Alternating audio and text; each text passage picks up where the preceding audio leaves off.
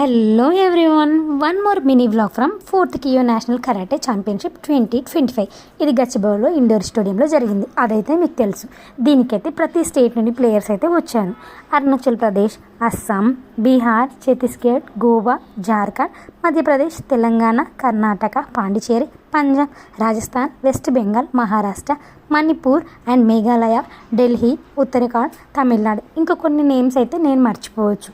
But ఇంత కష్టపడి ఇంత దూరం వచ్చి గేమ్స్ ఆడుతున్నారు చూడండి, వాళ్ళందరికీ హార్ట్లీ సెల్యూట్.